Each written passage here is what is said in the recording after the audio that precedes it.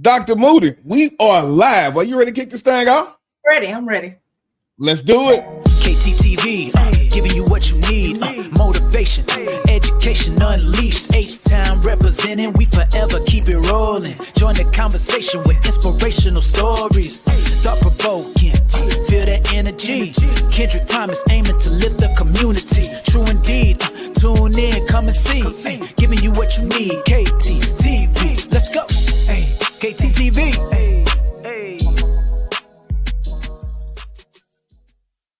Hey, KTTV. This is KT, and I'm coming at you live with another episode of Education Unleashed. And on tonight's episode, I have, let me see here, what we gonna say? Counselor? Can I say counselor? Therapist, consultant, businesswoman, and Louisiana native, Dr. Janice Moody. How you doing tonight, Dr. Moody? I am good. I'm excited. I'm really excited about this conversation. So thanks for having me. Look, I want to say thank you for taking some time out. As we know, time is the most precious thing that we will never get back. So I appreciate you spending a good hour with me tonight. As we do dive into a topic that is very, very important, is very real, and it's ever going. I'm seeing as we look into our education system. So any way that we can make it better for the future, I'm all with it. All right. So before we jump into that, I like to get into a little news because a lot is going on in our world in education. So let's check this out.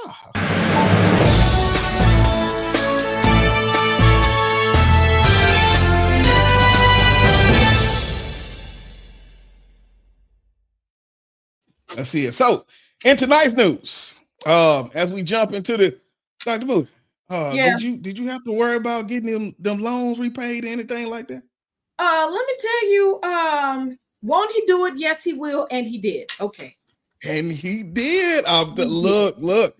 Crazy So what they have going on, I thank God we was in that number. But right now, as they just talked about the SAVE program, I think they did something a few days ago where they were promoting it. Republican states filed a lawsuit challenging Biden's student loan repayment program. So when I read this story and looked into it, what they're saying is the program that the Supreme Court denied ain't nothing changed. He just came back, gave it another name, put the same stuff in place, and started taking off more loans. And so Republicans say they will not go for it. And so the lawsuit filed, like I said, on the same day of action to promote the SAVE plan, filed in Kansas by the Kansas Attorney General. Don't surprise me. So this was a repayment plan that he dropped in 2022. And like you say, won't he do it? I'm not gonna lie to you. Look, how long did it take? Did it take you a while? Were you in agony waiting? I was not. I was not. I'm gonna be honest. I just started claiming it after 4 degrees. I was like, "Look, Jesus, somebody gonna have to do something because I don't know what's supposed to happen with that." So I didn't agonize about it. I hadn't had the agony came when I got the first bill right after grad school. I had the panic attack, fell on the floor. But after that, I was like, "Okay, we'll have to see," because something, Y2K didn't snatch it. It's like, all right, Jesus got a plan he ain't told me about because. Look, I thought it was over for the watch. Right. Oh my God. Yeah, I was like, somebody gonna look, mess my numbers up. Yeah, I'm gonna need somebody. Look, we thought it was everything finna roll back to zero. Right. Let's go. But so hopefully people were fortunate. I think the biggest thing was about just making sure you got that information in, followed up. Because I remember they moved it over to Mohila or something. So when that happened, I say, Lord, it's on the way. Yes. And I think it was January, maybe 2 years ago. I got that. Oh my God, I got that letter. I looked, I had kept checking because I thought something was going on, but it was really a zero for like a long time. I said, we have arrived. But yes. So, but the thing is, I really don't see why they would try and stop what's going on. I guess because hey, that's what they say. Well, we paid for it. Ain't nobody paid for us.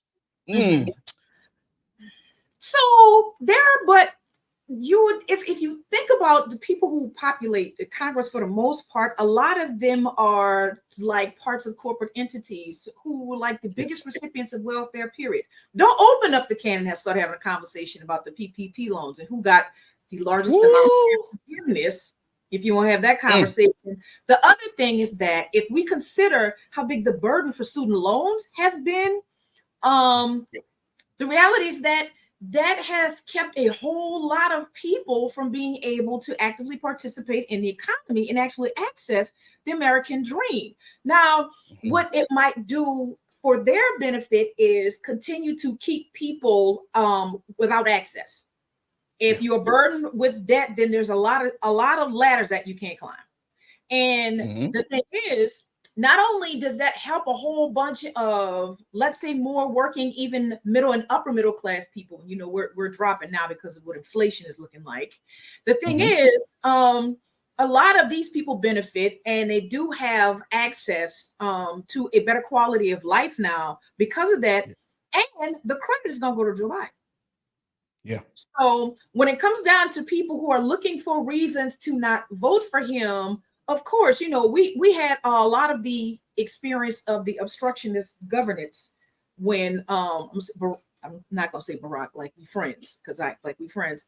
But when Obama was in office, they were just intent on not governing. They were intent on not governing because it's like, okay, well, we're gonna stop everything. You're not gonna be able to get anything done. Then when everything crashes, it'll be your fault. So I think a lot of it has to do with that too. And they don't want representation or for things to be better for folks who in the middle, who essentially carry the rest of the country. Most definitely. I'm with you. I am with you. So we'll see what happens. Hopefully they won't win. Hopefully at least they'll bounce it in court long enough to kind of get a few more people over that hump because like you say, that is one of the biggest reasons. I remember getting ready to buy a house and we had everything locked in, and that's what it was that stopped me from getting it because DTI. So it stopped me from getting the down payment assistance anyway. So I had to just pay cash out of the pocket. So luckily I was able to, right? But you think about the people who don't have that situation and they want a home. Now they don't, you know, I mean, and to get like 2 weeks away, like if you didn't have that, you crushed now. Right. You know, so we'll see what happens. Good luck to them. Yeah. Hey, all right. So what we'll do, let's take a quick break. When we get back, Indoctrination in Education. I am very looking forward to this. We will be right back. And we got Dr. Moody in the Oh, Dr. Moody. There will be random air horns coming through. Probably That's good. Good. All right, let's go. We'll be right back, y'all. You see the drippy, I'm fitted up. Hop in my car and the giddy up. Secure the bag, yeah, I get the bus. Pick it up, pick it up, pick it up. You see the drippy, I'm fitted up. Hop in my car and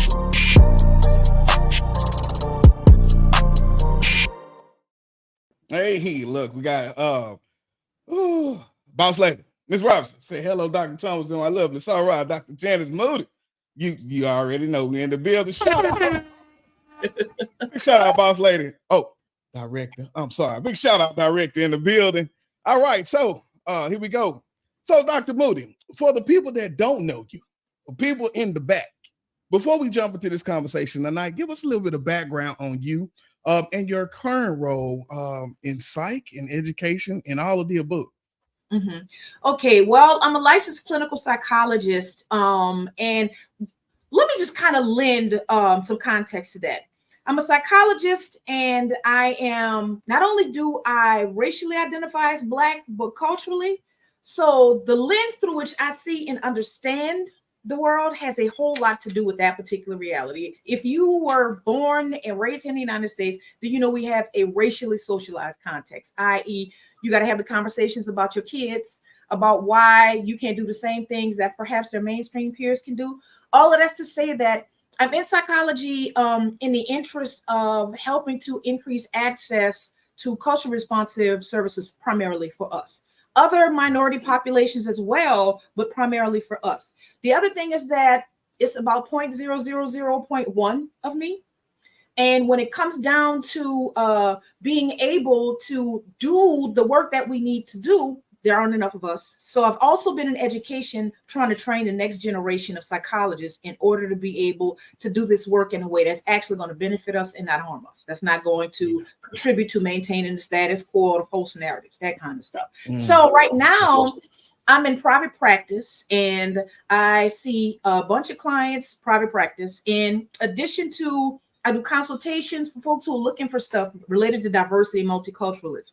My emphasis area is multicultural community clinical psychology. So it's us, it's other diverse stuff, it's systems that are non-traditional, and providing services in a way that are not just the regular traditional go sit down in the office and talk to somebody. So that catches me in research. I am currently teaching grad students adjunct at Howard in the counselor program in psychology.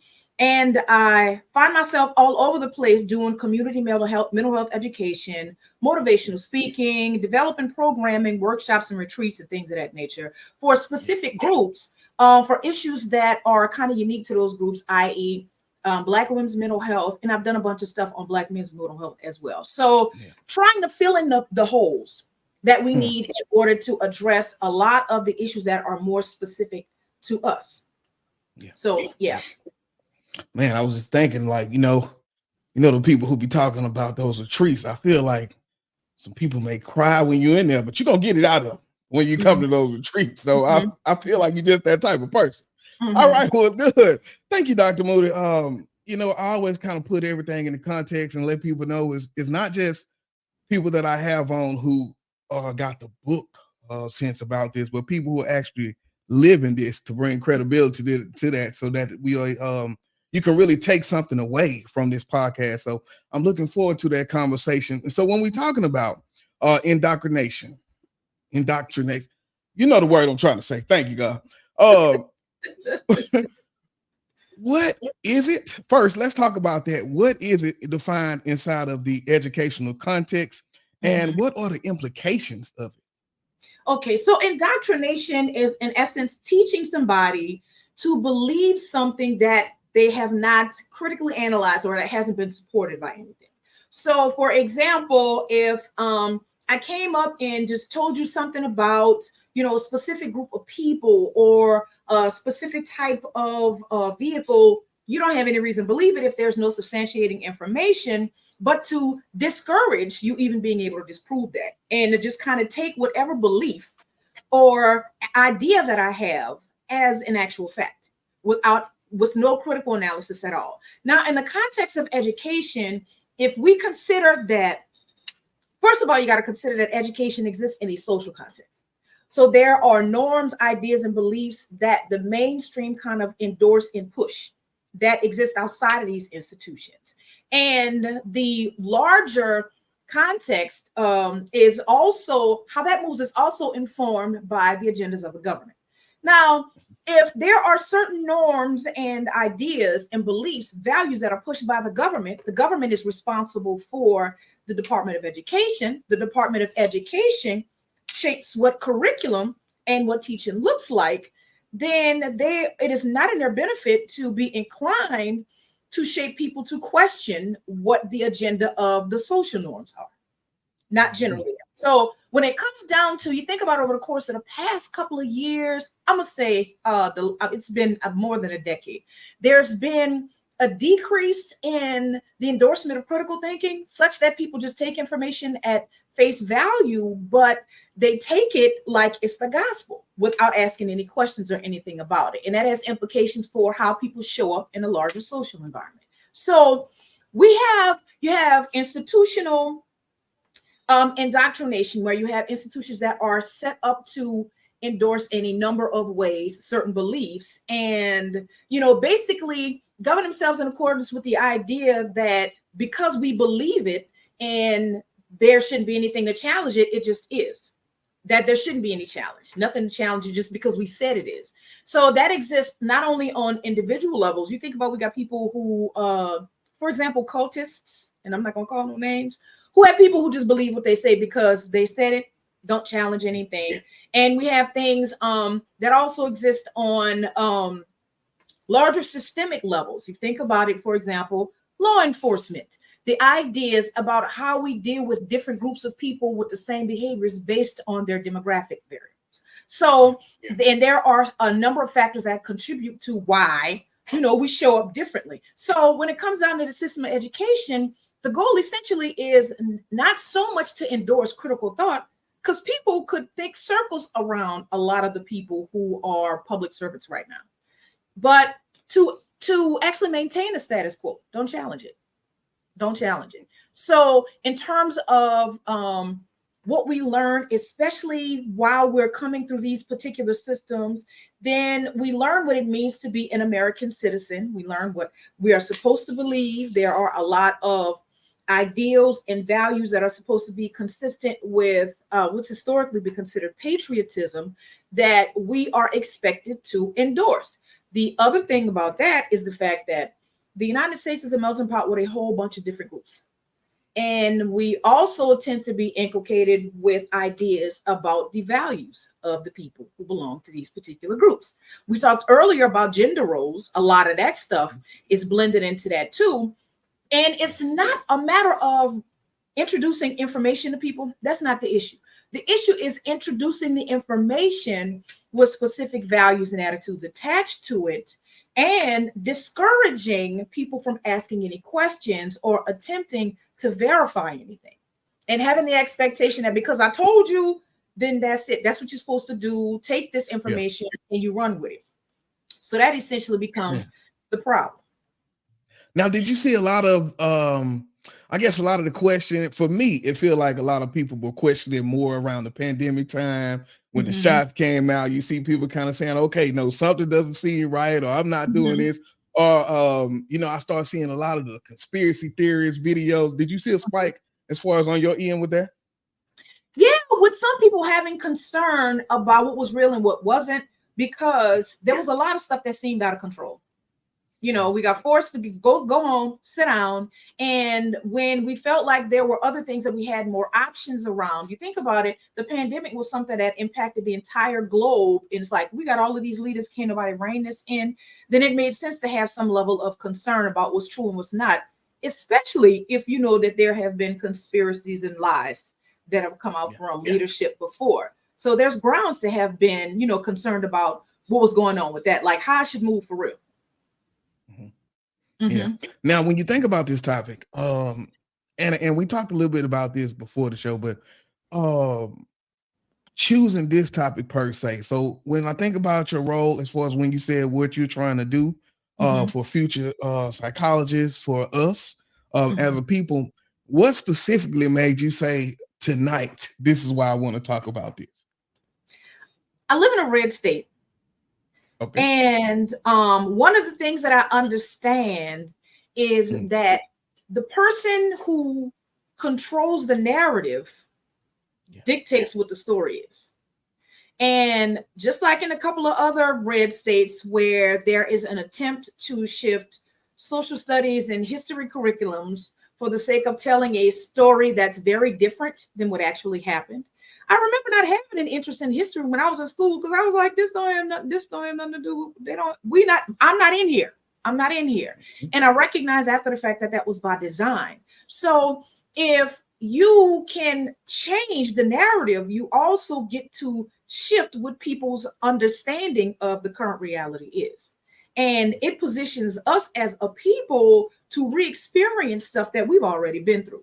Because you kind of start buying into the okie doke. There is an alternate reality that people are trying to get you to subscribe to on a mass scale.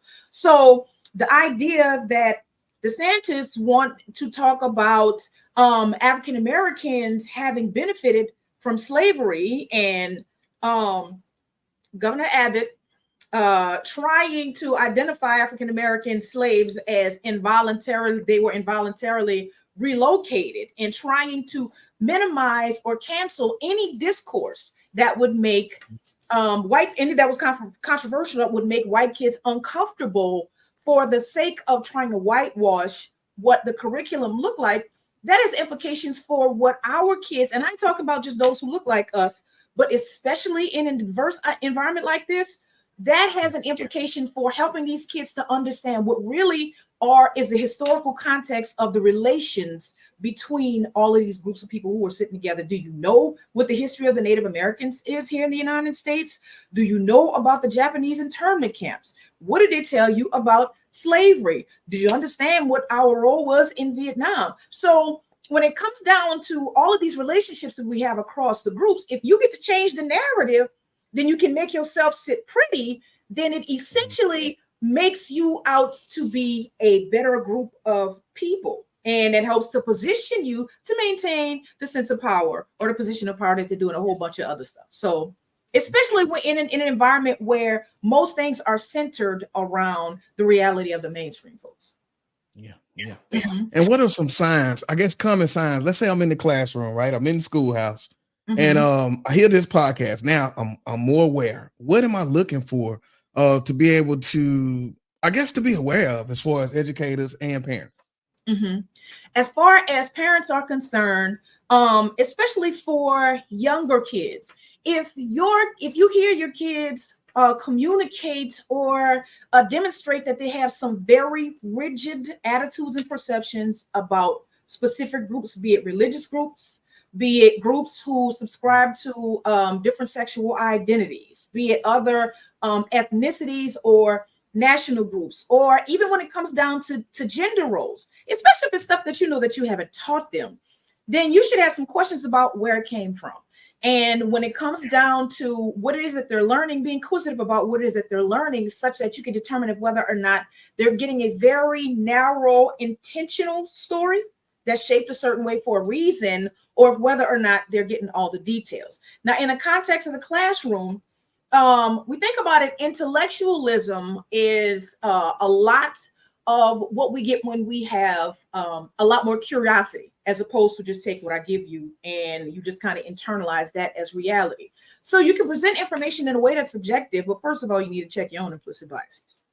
So you need to know that you got some and be objective in terms of what you present, but also present it in a way that encourages questions and discussion around the information. So the kids will be encouraged to not only have questions about the information that they get from you, but also to do the same thing with information that they get from people outside of the classroom.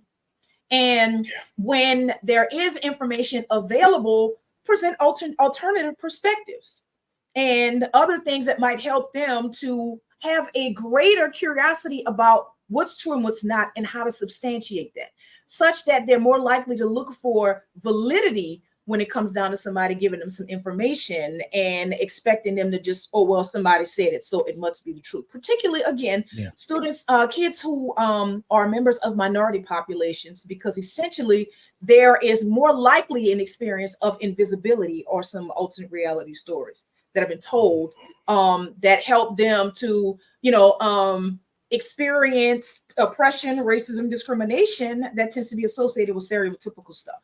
So if we're paying attention to what reality is and telling the truth, and you give them an opportunity to determine for themselves what makes sense, and you train them to ask the questions so they don't fall for the okie doke just because there's somebody else who is in a position of authority in a different context. Now, one big thing that goes along with this thinking and implanting in a sense is the textbooks, right? And the curriculum. So a lot of this stuff in the classroom, if you got like that teacher who is aware in these situations, they get to put this stuff in, right? Like on the outside. But at the end of the day, inside of that classroom, you are bound almost by that curriculum, by that textbook. Where have you seen that as you go and work with schools, inside consulting, all of those pieces? Where do you see that most prevalent? And what subject areas? History, the social sciences, the social, again, it's about who owns the story, who owns the narrative, who owns the narrative. I remember, not that I was here and present and paying attention at the time, but like, remember back in the day, a part of the conversation about any ethnic group or nation that was not aligned with the United States were considered, oh, they're communists. Anybody that the United States had an issue with was a communist. I'm like, where how? And then it's a matter of deciding that because they don't align with us, whether you have any questions or any proof to substantiate. Do you even know what a communist is? Like, oh no, we don't fool with the Russians. We don't fool with these people. We don't fool with them. So what comes down to it is that there is a value in a setup of norms that is determined by some other people that you just don't question. You just kind of go along with it. And that when it comes down to what that looks like, again, if you don't really know what the historical relationships have been for the groups of people, then you could really easily be duped by what the current circumstances are and how we got here. Like, for example, if we see an overrepresentation of men of color in the prison system, and when it comes down to criminal behavior, if you do not know what the history of African descended people is in this country, then it might be easy for you to assume that, oh, okay, well, Black men just criminal inherently, and don't know what the reality is in terms of slavery, in terms of Jim Crow, in terms of the consistently ongoing structural and institutional racism that exists. You would know, you would be more easily inclined to just blame it on the individuals who represent criminal activity, you know, when you kind of see it in the public. So those things can shape how we show up. It can shape how we show up. And that is one of the absolute easiest ways to do it, is, again, to control the narrative. And now when you talking to your students, right? And let's say, once again, it's for that same teacher, then what do you tell them? How do I kind of change up the narrative inside of my classroom with the tools that I have? So what can I do as an educator? I will talk about what's in the book, but again, I'm not going to talk about it like it's the gospel. Yeah. The book says, and then we're going to have some conversation about it, and I will be curious about anything that they'd want to know as it relates to that and how consistently it might align with what has been their experience, or if, you know, how much do you know about the history of your family in this particular country? Have you heard anything else about any of the whatever it is that we're talking about, and create, again, an opportunity for there to be open dialogue. Otherwise, then it kind of trains them to be more closed-minded. That's not what you want, especially not when you are in a social environment that does not have your best interest at heart. You kind of need to be able to think past 15 minutes from now, such that you can figure out what the agenda is and whether or not it benefits, so you can strategize around it. So I bring in the other extracurricular information. Like, for example, even if on the university level, the psychology that's taught here is Western. It's from a Western perspective.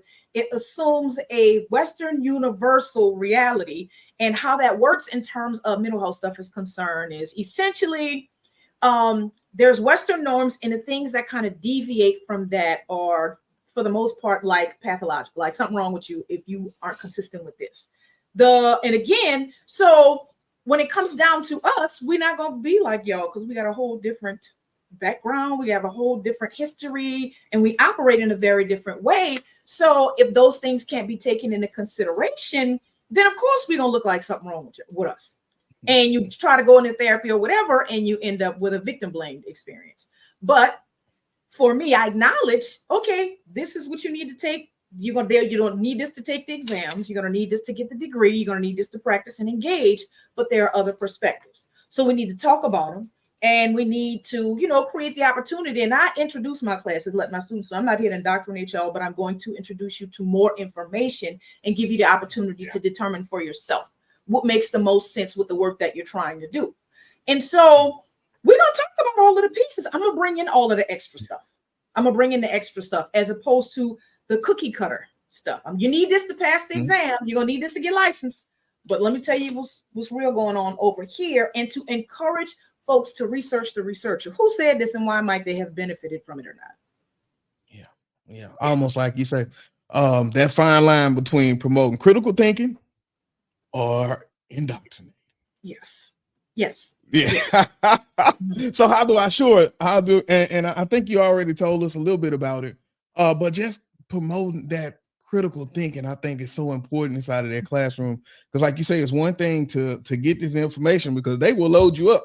Yeah. You think about all the critical race theory, and now they're trying to, it's so much that's going on with all these pieces. And so if we are not aware, and if we're not stepping out and doing the research on our own, I think we're going to lose a lot of people. Yeah. Man. Okay. And so have you had any pushback with this? Okay. All right. I was just going to ask because, it's you got to wake up. Like, listen, do something different. So you say you have had pushback? Yes. You do get pushback. The thing is, when you challenge the status quo, then something is going to change and it's going to be uncomfortable for some people. And the unfortunate reality is that even for some of us, it's uncomfortable because if you start rattling the system and mixing things up and the higher ups get upset, then there could be consequences for a whole bunch of different folks. And it's like, man, leave the people alone. Just leave the stuff like it is. When my loyalty is not to maintaining the status quo, because I don't know about y'all, but they don't work for me. My people, I know we suffering as a result. So there's something that needs to be switched up. And my loyalty is to the truth. So people need to be exposed. Again, I'm not going to tell you how to feel about it, but I'm going to give you access to the information and encourage you to ask the questions on your own. So again, you don't fall for the okie doke and be out in the streets looking like Herschel Walker or Tim Scott or somebody. And so particularly for us who have something to lose by buying into the systems that have maintained these systems of oppression for us, then it's like you actually contribute to the system, the maintenance of it, if you just continue to go with the flow. And we can't afford to do that and expect for things to become different from us. And you have to understand that if there are people right now, like people like, man, I ain't voting. Do you understand how all these people working trying to keep you from having the option or the right to vote? There must be some value to it. You should examine that. Oh, we're getting ready to change up the whole curriculum. You can't teach this in schools no more, and DEI, everything. We get ready to cut it off. Well, maybe it was starting to level the playing field, and maybe some people were losing traction. You might want to look into why folks feel like it's something to change the narrative or to decrease access. So to encourage folks to start paying attention to the things that are happening in the environment and what the implications might be for us. But you got to be real with yourself about what your position is in all of this. So you need to know how you have to move. Yeah, and that was going to be my next question. Let's say, for instance, I want to do something, right? And so where do I start? Man, do I start in my community? Do I start in Austin? Where do I start if I say, I'm tired of the indoctrination, we got to do something different for our babies? The first thing is, don't let the school be your child's first or last teacher. Oh, wait a minute. Wait a minute.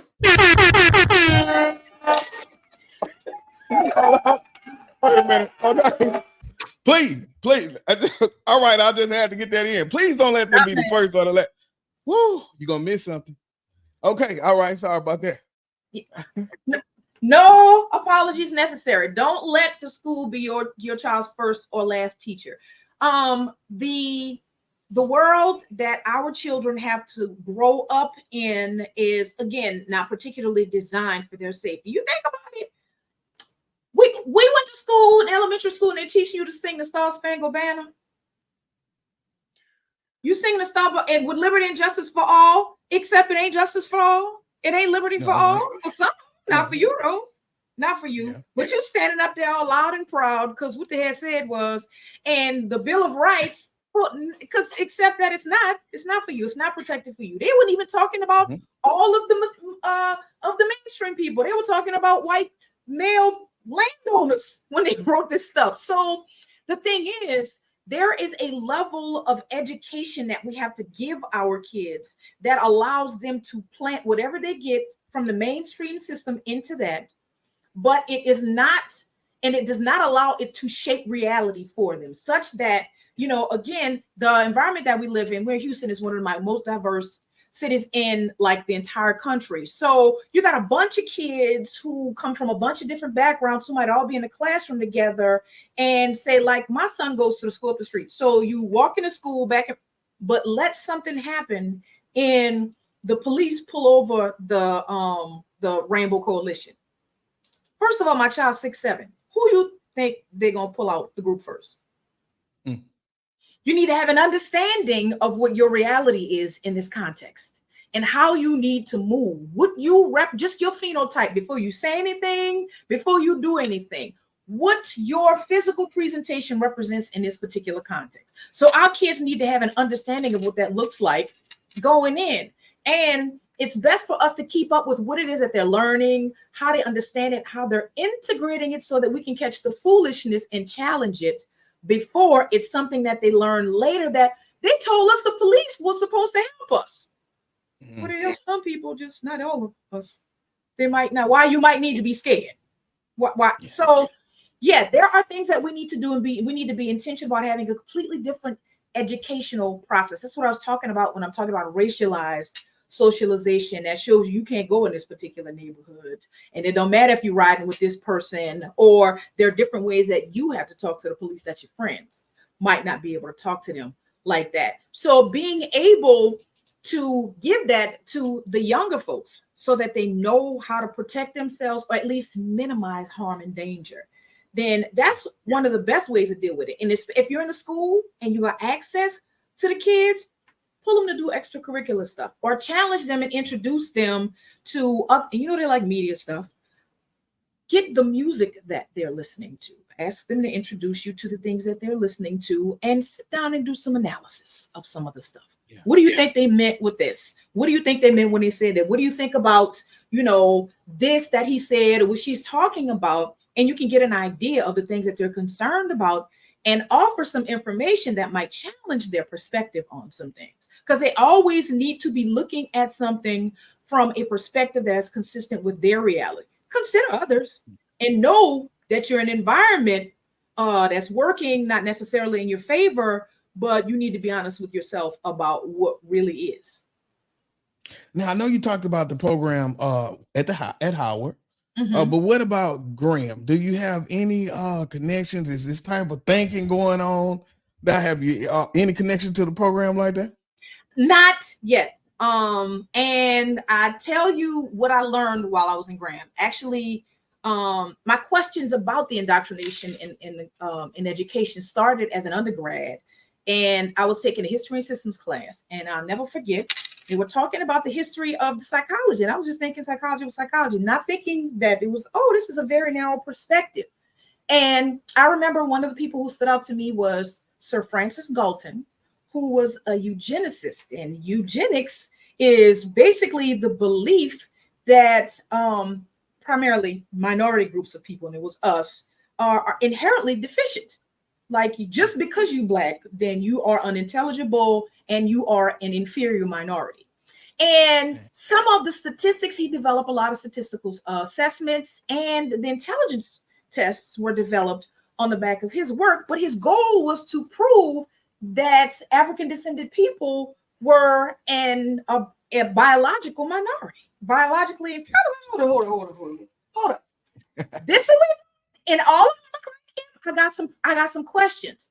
It came to my awareness that there was a group of us who were, we would fight the power, the little militant ones. And we would be pulling the extra information from all kind of places all over, for folks who weren't a part of the curriculum, but who were essentially Black psychologists. And it's like, okay, I came across the Association of Black Psychologists and joined, but nobody in my department, and I was a department sweetheart. Nobody in my department knew about it. I thought y'all were the Black psychologists. How do you not know about this? And that's what helped me to understand that this is a Black school, but the board is in a red state. So the curriculum is Western. They didn't know about that. So they couldn't tell us about what they didn't know. So we had to go on these fishing expeditions to learn about this additional information that would help us to make better sense out of how to work that stuff out. So since then, there's been some changes. I had a friend of mine who was a chair, but who's not anymore. He left. And I'm trying to figure out now, especially now with there being more online programming going on, how to connect some of that with some of the current programming in Grambling now. I just haven't been able to tie those pieces together as of yet since the administrative change. But yeah. Man, come on now. Just double checking, because we need that in Louisiana. Because like you say, it's Texas, Louisiana, red, Western, and a lot of people, they just going with what they tell them, Yeah. And it's real, especially at the house. It's real down there. Yeah, it is. It is. all the more reasons that there are more barriers to breaking into some of the systems that will allow you to do some of that work. I've had some of those experiences like earlier on in my career with trying to do the work in, it's crazy. Yeah. So now, are you doing anything in H-Town? As far as consulting with schools and working with some people, have any schools reach out and said we want to get better in this? If so, what does that look like? You know what? I'm not working with any schools here in H-Town right now. I'm not. Okay. My stuff has primarily been, most recently, I've been, as far as my consultation stuff is concerned, it's been in program development and helping people to develop programs that they're using in other organizations and agencies for the sake of trying to increase this wellness stuff for populations that look like us.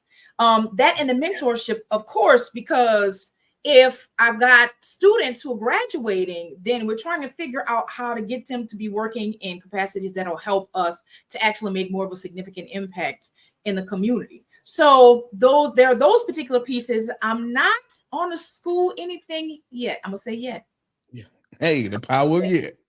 I'm gonna say yet. Yeah, that's awesome, man. So good, so much good information tonight. The biggest pieces though is, like you said, teach people to think critically.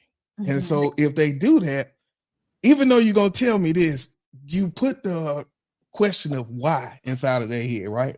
Ask somebody, all right? Don't just take it for face value. And so as we get ready to wrap it up, any last words, any thoughts on just tomorrow when you get to your classroom, do this? Yes. Encourage the students to want to have an understanding of perspectives that are different from their own. Because if you can do that, then you can understand the positions and perhaps the motivations of the people that you're sharing space with. If a lot of the people and like you talked about history and reading literature too, if the folks who end up being heralded as heroes, none of them represent anybody or anything that look anything like you, then let that be a sign that you need to be, again, asking questions about the people who are in power. What's your relationship to them?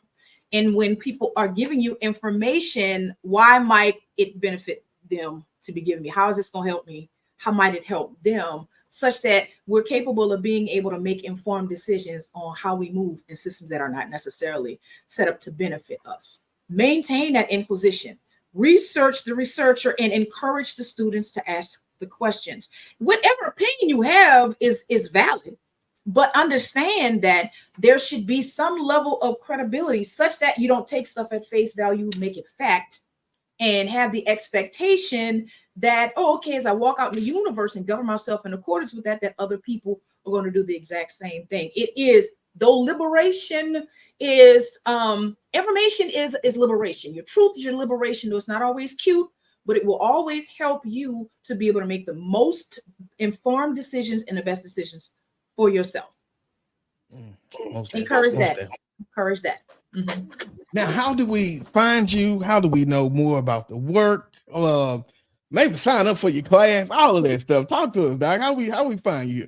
Okay, so I have a website. It's www.drjanismoody.com. You can get some information about what I do in my practice there.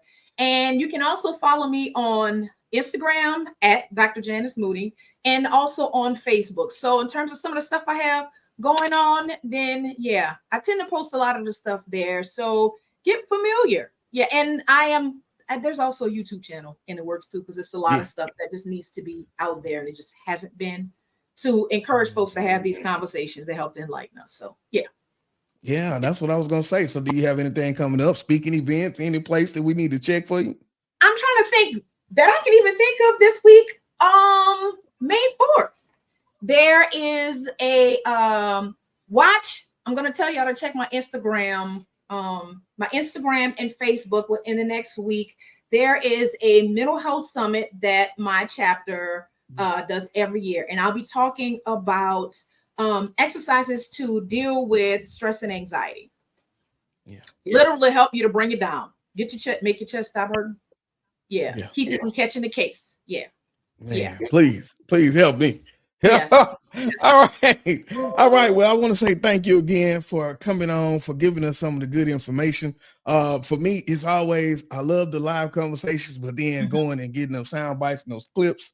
When you drop a man, that be that part. Because with such a short span, we got what 60 seconds, right? And so I gotta get you in. So being able to kind of share that, I look forward to doing that. And I just want to say again, thank you, Dr. Moody, for taking some time out, for coming and gaming us up, dropping that reel, and representing the boot oh so well. Graham, thank you so much for having me. I appreciate the opportunity to have the conversation that counts, specifically for all of us. Most definitely. Yeah, and most thank definitely. You for being all that right, class. y'all. Okay. Hey, we got to do it. We got to make it happen. Yes. Hey, all right. Shout out to Mr. Hall, man. Big shout out to Warren, man. That boy be in the game. I appreciate you, man. Yeah. All right. Look, this is KT for KTTV signing out. 100. This is Darnell with Broadcast Houston. This is Dr. Tamara Beckford. Hey, this is Candace. This is London Underwood. This is Kirsten Bass with Inner City Greens, and you're watching. Y'all are now tuned in to KTTV. KTTV. KTTV.